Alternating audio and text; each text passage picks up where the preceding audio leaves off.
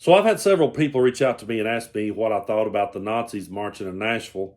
I live about 4 hours east of Nashville, so I wasn't there. I didn't see it happen in person, but I do know it's just another stain on the state that I live in. I want to make a few things perfectly clear so that no one out there confuses what I say and no one says, well, where does Brando really stand on these things? I want to make it perfectly clear that there are not two sides to racism. There are not two sides to hate. There are not two sides to white supremacy. I am never going to sit and debate with anyone who tries to defend any of those ideas in any way, shape, or form. I'm not going to turn over to my platform to people like that. I'm not going to align myself with people like that in no way. Do they have a right to march for that matter? Do they have a right to say what they want to say? Yeah, they're protected under the First Amendment to say what they want to say, but they're not going to say it here. They're not going to say it on my platform. And anyone that turns over their platform to a group like that can scream all day that they're doing it in the name of free speech. But if you're turning over your platform to them, then what you're saying to me is that their racism wasn't a deal breaker. If you vote for politicians who tells hate groups to stand back and stand by and then say to me, you're not a racist, well, I would say back to you that racism wasn't a deal breaker for you. This should have never became a political issue. This is not a Republican issue or a Democrat issue. It's not a progressive issue or a conservative issue or an atheist issue or Christian issue. It's none of those things. It's something that we should all unanimously stand up and stand against. And it shouldn't even be a question. But when you start making excuses for groups like that marched, and you start saying, yeah, but what about this and what about that? When you go into a bunch of whataboutisms, again, you're defending it, and you're telling me that what this group is doing is not really a deal breaker for you. I never thought we would ever be where we're at today. I really didn't. I was naive, and I will own it all day long. I was completely naive. I thought back when I was in high school in the 90s, I thought we were making progress. I thought things were getting better. If you'd have asked me as a teenager back then where we would be in 2024 when it came to race, I'd say, oh, we'll be way past that. I mean, that's going to die off. That's a thing of the past. That's old news. That's not going to happen. But I was wrong. And to black people out there, I would apologize for being wrong. And there's people out there that'll say that I've got white guilt. There's people out there that'll say I'm being an apologist. They'll label me everything in the world for saying something like that. It's not about white guilt. It's about knowing the difference between right and wrong. And it's about knowing assholes when you see them. And it's about calling them out and calling them down.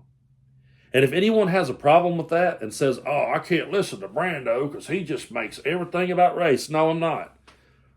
I'm not here to make everything about race.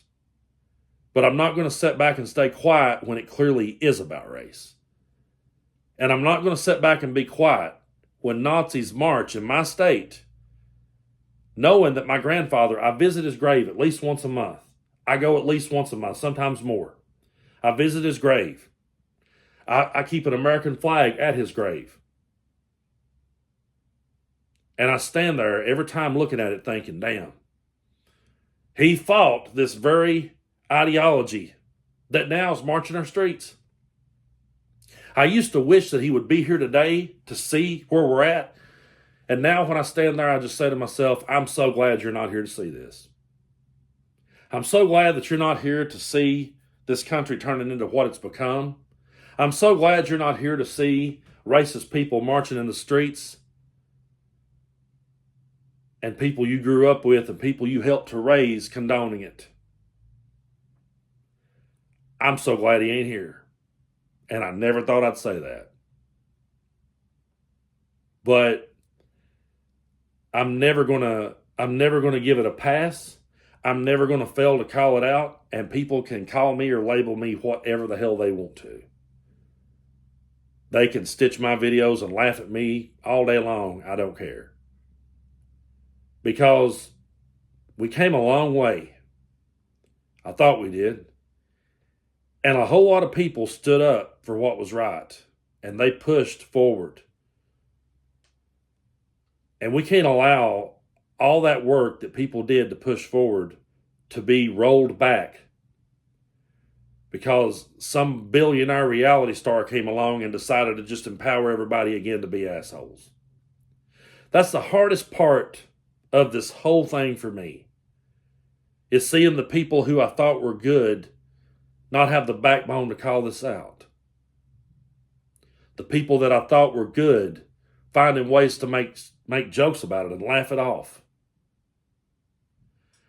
I can't find a way to laugh it off. I'm never going to find a way to laugh it off.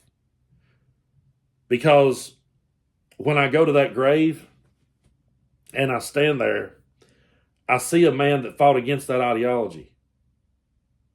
And yeah, that man never voted the same way I did and do. He was a lifelong Republican. But he was an Eisenhower era Republican. Somebody that the Republican Party doesn't even like to talk about these days. And I know for a fact that he wouldn't be for his party being okay with white supremacy. And I know that he wouldn't be okay with his party spreading Russian propaganda. But that's where we're at. And you can sit there all day long and go, well, what about them Democrats? And what about them protesters that busted up a Starbucks? You can say that shit all day long, but until you stand up and call out racism for exactly what it is, and you make it clear to me that that's what you stand against, then I don't want to hear nothing else you got to say.